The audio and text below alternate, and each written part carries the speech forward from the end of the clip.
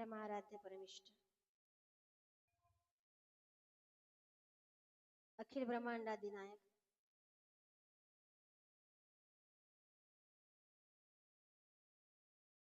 नंदनंदन श्याम सुंदर भक्तवांछद कल्पतरु परम करुणा के सागर अकारण करुणालय प्रभु श्री कृष्णचंद्र जी की परम पावन दिव्य कथा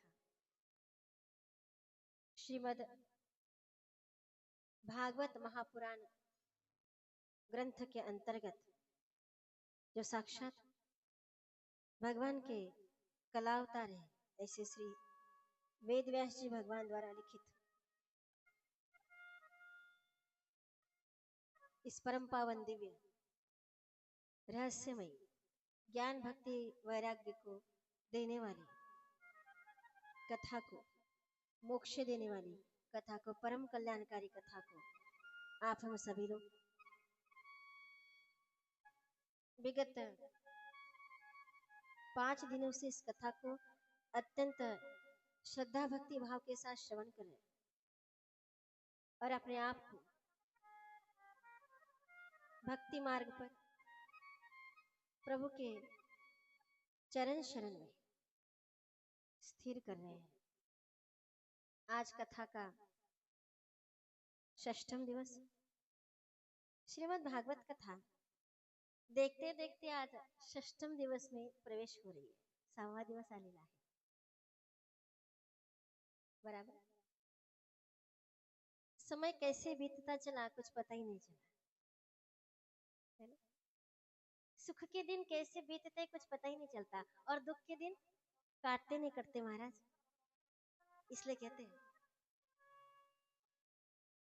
सुख पाहता जवा पाडे आणि दुख पाहता पर्वता एवढे।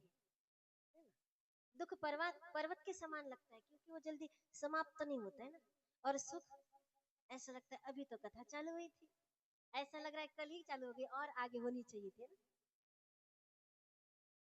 इसका सरल सा सीधा सा अर्थ क्या है कि आप सुख के सानिध्य में थे।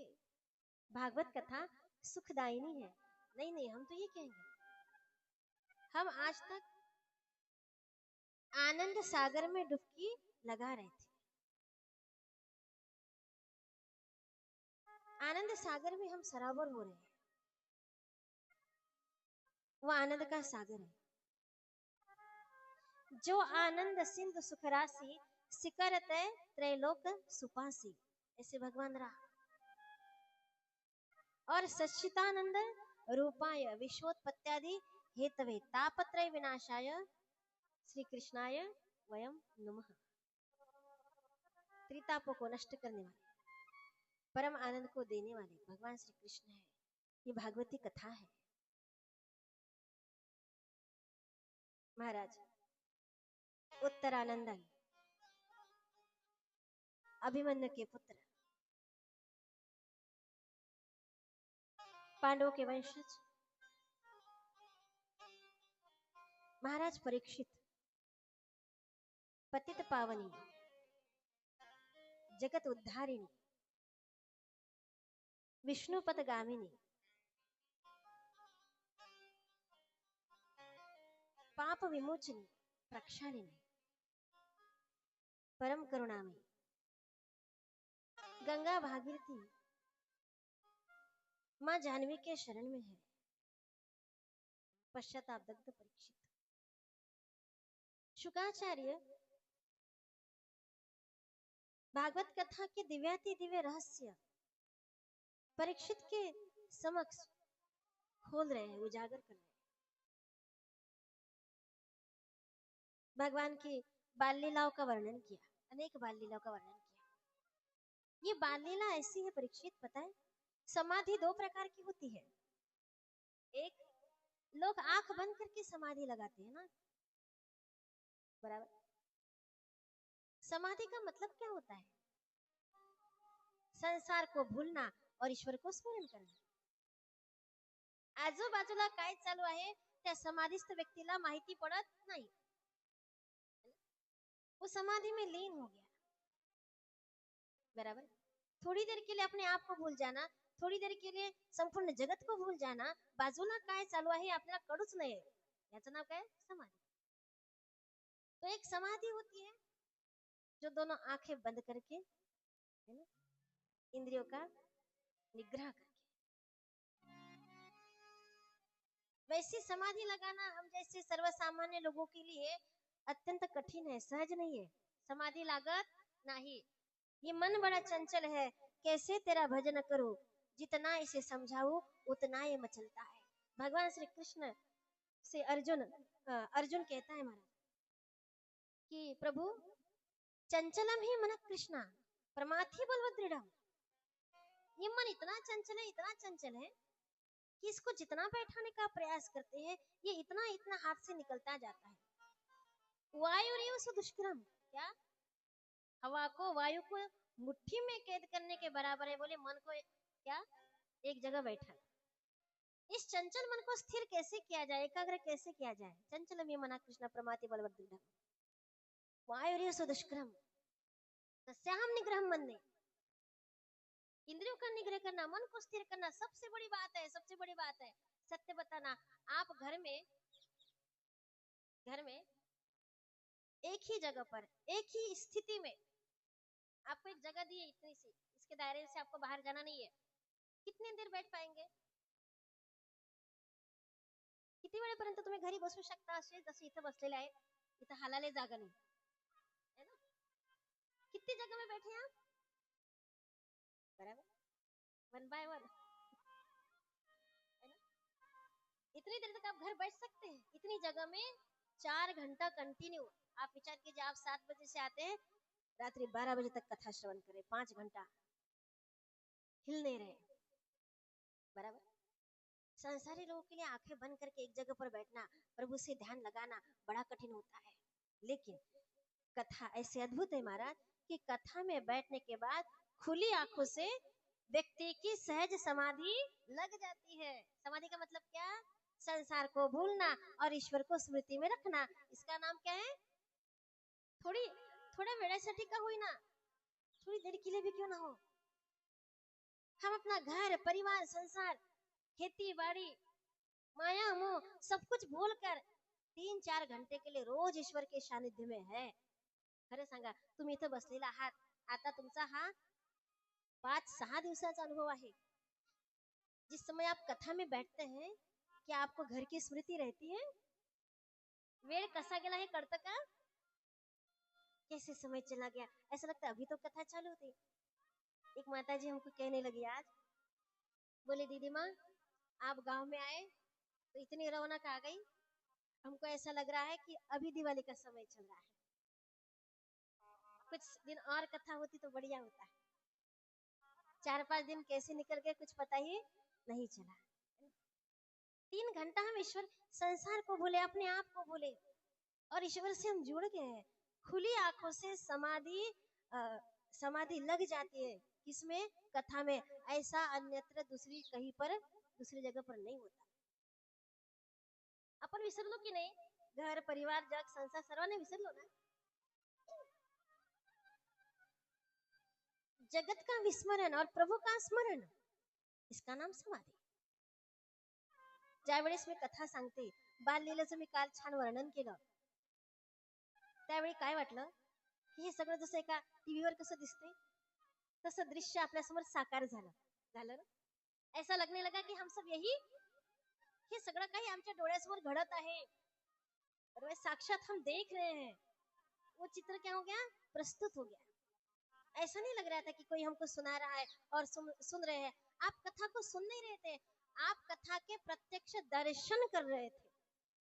सत्य है, ये कथा है. हम जैसे विषयी जीव, विकारी जीव, रात दिन विषय भोग में माया मोह में रत रहने वाले जीव, जन्मों जन्मों से 84 लक्ष्य में काम वासना भोग मद मोह अहंकार में रत रहने वाले जीव. ऐसे जीव को भी कथा समाधिस्थ कर देती है. हमारा अहोभाग्य है कि हम कथा के माध्यम से भगवान से जुड़े. ये कथा की महिमा है। नहीं तो व्यक्ति संसार में सबसे जुड़ जाता है, लेकिन जिससे जुड़ना है उस परमात्मा से हम अभी तक जुड़े नहीं है। इसलिए सदा सेव्या श्रीमद् भागवती कथा यस्या स्मरण मात्रेण हरिश्चित्तम समाश्रये। हरि चित्त में समा जाता है, हरि हमारे चित्त में समा गया है, इसलिए वो चित्रित होकर हमारे आंखों के सामने प्रकट हो गया है। कथा भगवान के प्रत्यक्ष दर्शन कराती है, ये कथा है। और शुकाचार्य जी का उद्देश्य यही है कि परीक्षित सारी दुनियादारी को भूल जाए, भय को भूल जाए, मृत्यु को भूल जाए, तक्षक को भी भूल जाए और उसका मन ईश्वर से जुड़ जाए। इसी का नाम मोक्ष है। कथा जीते जी बैठे बैठे खुले आंखों से केवल समाधि नहीं, मोक्ष दिलाती है। मोक्ष एक बात जान लीजिए, जो जीते जी मुक्त नहीं हुआ ना, वो मरने के बाद भी कभी मुक्त नहीं होता। मोक्ष मतलब क्या? मोक्ष मतलब क्या? जीवन संपायच्या आधी आमच्या वासना कामना संपणं म्हणजे मोक्ष। क्या? जीवन खत्म होने से पहले हमारी कामनाएं, हमारी वासनाएं ये खत्म हो जाए, हम पहले इनसे मुक्त हो जाए। राष्ट्रसंत तुकडोजी महाराज ने कहा है, वासने तुझ्या भोवती किती जन्म घेतले आम्ही। जन्म का कारण क्या है? वासना। ये जीव जब वासना से मुक्त हो जाए, कामनाओं से मुक्त हो जाए, चाह गई चिंता मिटी मनवा बेपरवाह, जाको कछु न चाहिए वो नर शाहंशाह। चाह गई चिंता मिटी मनवा बेपरवाह। भगवान की भक्ति करते करते मनवा बेपरवाह बन जाए। महाराज, सिकंदर निकला था संपूर्ण पृथ्वी पर विजय प्राप्त करने के लिए। और महाराज भ्रमण करते करते वो भारत पहुंचा।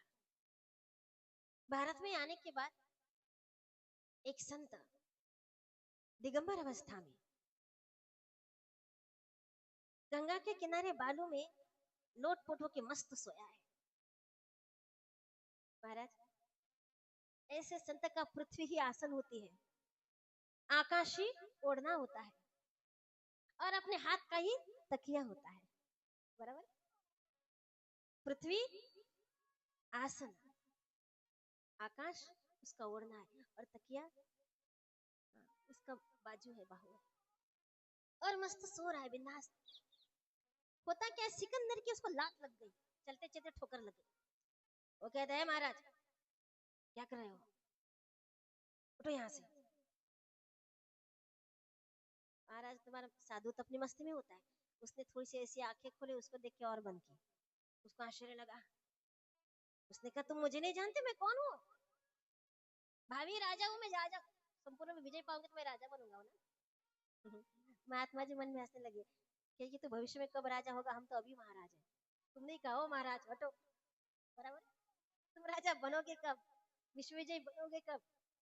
हम तो अभी महाराज है। संतों को लोग क्या कहते हैं? महाराज।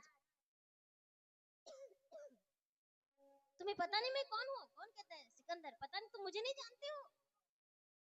किसी बड़े व्यक्ति को जब व्यक्ति अचानक देखता है तो वो किसी झटक के उठ जाता है, बाप रे, है ना? सिकंदराला असंच वाटलं, माझ्यासोबत असंच काही होणार। लेकिन वो साधु तो अपने मस्ती में, उसके ऊपर कोई फर्क नहीं पड़ा। वो उसको एक नजर थोड़ी सी धीरे से खोल के देखता है और फिर सो जाता है। उसने फिर आवाज लगाई, क्या तुम मुझे नहीं जानते? मैं सिकंदर हूँ। बोले अच्छा, और संपूर्ण विश्व पर विजय प्राप्त करने के लिए आया हूँ। संत ने पूछा, अच्छा संपूर्ण विश्व पर विजय प्राप्त करोगे, उसके बाद तुम क्या करोगे? सिकंदर ने कहा, उसके बाद मैं चैन से सोऊंगा। साधु जोर से हंसा, बोले इतनी खटपट करने के बाद तुम चैन की नींद सोगे ना, वो चैन की नींद तो हम अभी गंगा किनारे सो रहे। बराबर? हम तो अभी सो रहे। क्यों? क्योंकि तुमने बहुत सारी कामनाओं को, बहुत सारी चाहनाओं को पाल के रखा है। इस देश को जीतूंगा, फिर उस देश को जीतूंगा, फिर उस देश को जीतूंगा। इसलिए कहते हैं, चाह गई चिंता मिटी मनवा बेपरवाह, और जाको कछु न चाहिए सोनर शाहन शाह। हमको मुक्त किससे होना है? शरीर से मुक्त होने के बाद मुक्ति नहीं मिलती, बराबर है? किससे मुक्ति मिलना चाहिए? वासनाओं से, कामनाओं से। इससे हमको क्या होना चाहिए? इससे मुक्ति होना चाहिए। सीताराम सीताराम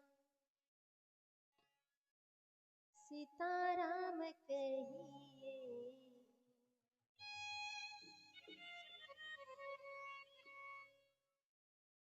सीता